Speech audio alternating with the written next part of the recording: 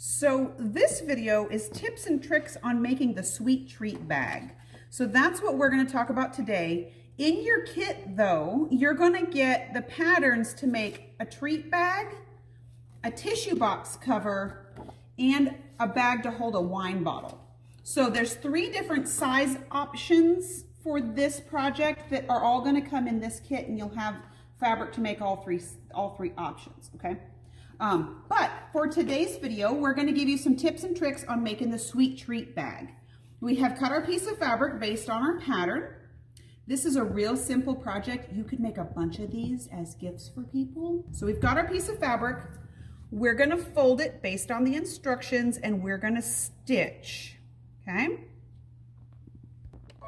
So we're using our 1/4 inch seam allowance foot to sew our seam.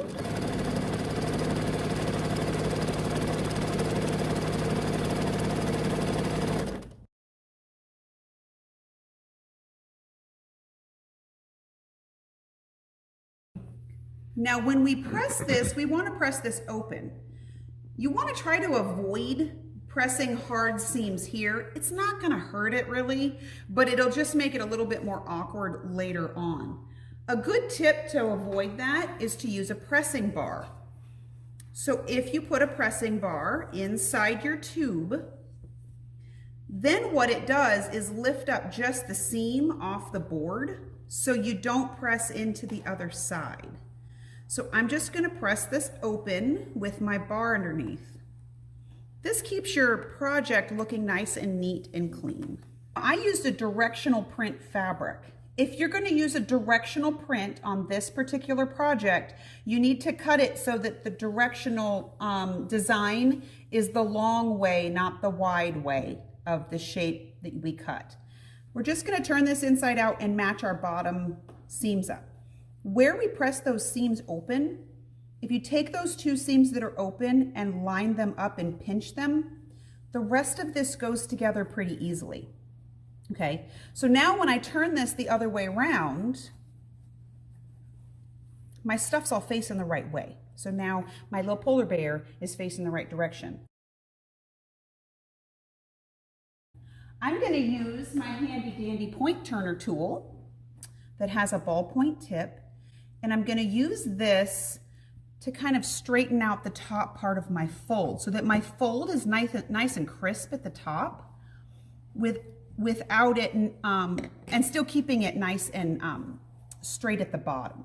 Okay, so now we have the bottom part of our bag all lined up and even, and we have a nice crisp fold at the top. So I've folded my bag so that my seam is down the middle of the back.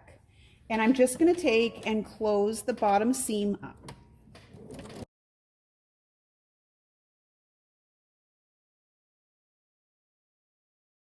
So I'm going to take this seam. This is the seam that we just put on the back side before we stitched it open. I'm going to fold it this way. So we're going to take the bag and we're going to kind of snap it so that my seam is on this side.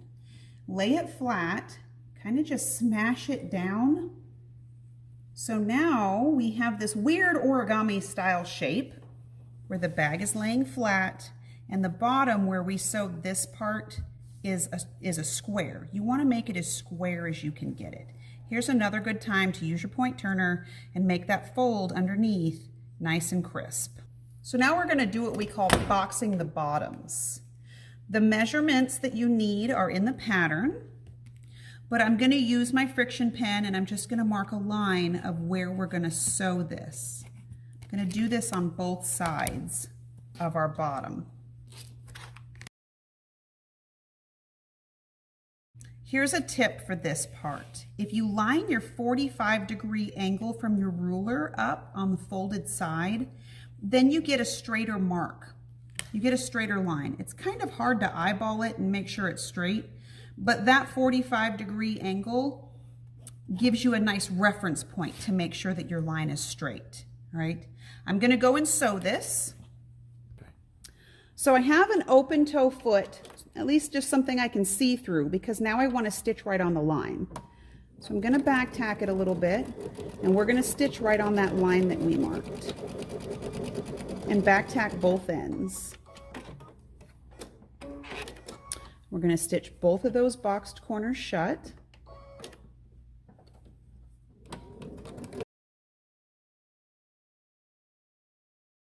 Many times when you make a boxed corner, especially in a bag or something where you want to decrease bulk, you would trim this away.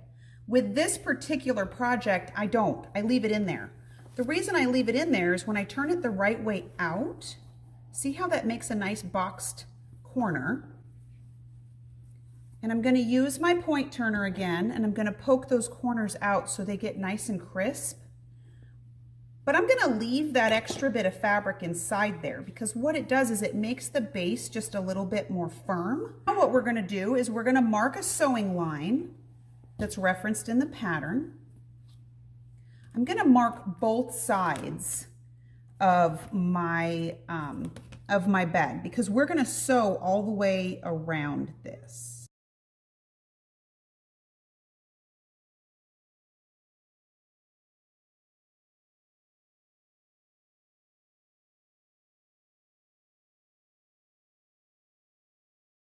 So I have the extension table taken off of my machine now. This is called a free arm. The reason that machines have this option is so that when you're sewing something like this, you can slide it on to the bed of the machine and stitch all the way around. So I like to start where the seam is because then if I've got a little back stitching or whatever, it's a little bit hidden. So we're gonna take a tie off stitch here and then sew around that line that we marked.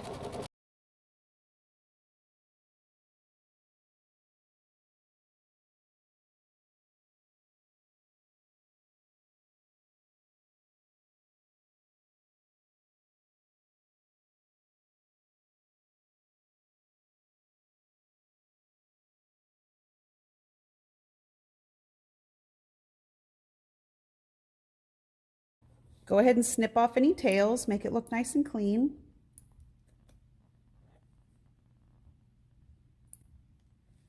Okay, I'm going to iron off my friction marks and then we're going to do the last step. Now the other reason that I did my backup stitches right where the seam is because I'm going to take my seam ripper and I'm just going to take out the stitches right here.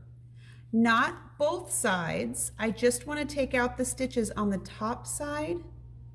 Be very careful, even if you've only got to take one stitch out at a time. And remove these, like you're going to have about 4 stitches here, okay? So now what we have is an opening to put our tie in. It's right there, okay? I'm going to take my bodkin, open the bodkin up so the little teeth are open. Grab your ribbon and bite it like a pair of tongs. Then you're going to slide this ring down the bodkin and now it's gripped on there. Slide the bodkin in the open seam that you just made. Okay. I'm going to slide the bodkin in there and you just work it all the way around the bag.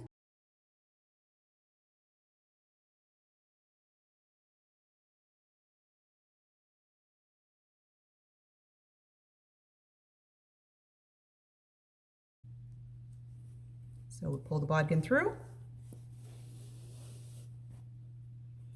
take that off.